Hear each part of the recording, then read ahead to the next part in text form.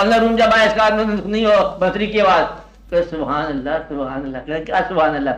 کہتے اس درخت کے فریاد کاری جدائی کی جس سے یہ جدا ہوئی ہے. اور ہم بھی اسی طرح جدائی سے مطلب فریاد کر رہے ہیں. ہم اللہ تعالیٰ کے پاس سے آئے ہیں. غور سے سنو کہ یہ نیا کی آواز کیا ہے؟ یہ جدائی کی آواز ہے. کیونکہ صاحب دل سے نا ایک اور آدمی جو ہے ساز کے پاس سے بیٹھا کہتے تو کیا کر رہا ہے؟ کہتے میں کیا بتاؤں میں کیا دیکھ رہا ہوں. کہتے ساز ہے یہ تو. کہتے ساز نہیں ہے.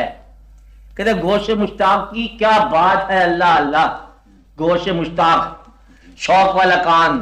گوش مشتاق کی کیا بات ہے. اللہ اللہ سن رہا ہوں میں وہ نغمہ جو ابھی ساز میں ہے. ابھی آواز نہیں آئی ہے. کہتے میں وہ سن رہا ہوں.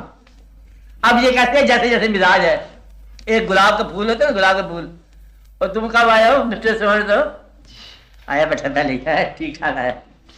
اچھا وہ گلاب کا پھول دیکھا ایک آدمی نے اگر وہ حسن والا ہے کہتے سبحان اللہ گلاب ہے. گلاب کی تعریف کرے گا. کوئی کہے گا یہ محبوب کا شکل ہے. کوئی کہے گا یہ خوشبو کا پیمانہ ہے. اور یہ باغ کا سب سے بڑا خوبصورت ہے. یہ بہار کے موسم کی نشاندہی ہے. حکیم صاحب چلے جائیں گے تو کہیں گے وہ گلقند کا کہانی بتاؤ. وہ گلقند بنائے گا. وہ پاگل ہے نا. وہ کہتے ہیں گلخانی گلاب کو تعریف کرتے جا رہے ہو کچھ کرو اس سے گلقند بنے گا. اب یہ اپنا اپنا مزاج ہے اپنا اپنا خیال ہے. جس سفر پر جاؤ گے اسی سے کہانی چلے گی. اس لیے کہ ایسا نہ ہو کہ تمہارا مزاج ہی تمہیں گمراہ کر رہا ہو.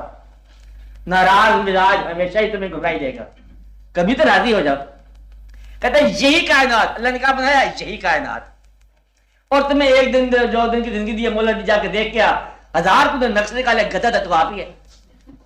کائنات اللہ کی تو اللہ کا بندہ تو نقش کس منہ سے نکالتا ہے؟ شرم کا مقام ہے. کارخانہ اس کا. تو اللہ کا بندہ تجھے 4 دن کے لیے بھیجا جا کے دیکھ کیا میرے میلے کو کائنات کو تو نقش نکالنے بیٹھ گیا. تو میلہ دیکھ تو پاگل ہے کہ واہ سبحان اللہ کیا میلہ لگایا ہے کہ جا کمال ہے جی سبحان اللہ واللہ تبارک اللہ احسن الخالقین ربنا ما خلقت هذا باطلا. سبحان اللہ کیا کائنات دیکھا میلہ. کہتا واہ جی واہ زندہ باد. جا کے سجدہ کر.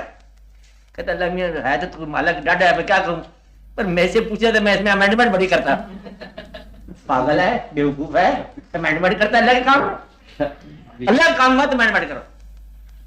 اللہ کے کام کو تسلیم کرو اور اپنی زبان کو تارے میں رکھو. اچھا غور سے دیکھتے جا آنکھوں کھول کے دیکھتے جا کہ جیسے نظارے نہیں ہے جیسے تم نظر آ رہے ہیں. ہو سکتا ہے اس کے اندر کوئی اور بات ہو کوئی اور واقعات ہو. اس لیے ظاہر کے اندر باطن ہوتا ہے. باطن میں کچھ اور کہانی ہوتی ہے ظاہر میں کچھ اور کہانی ہوتی ہے. پھر باطن کا ایک بطون ہوتا ہے اس میں کچھ اور ہی کہانی ہوتی ہے.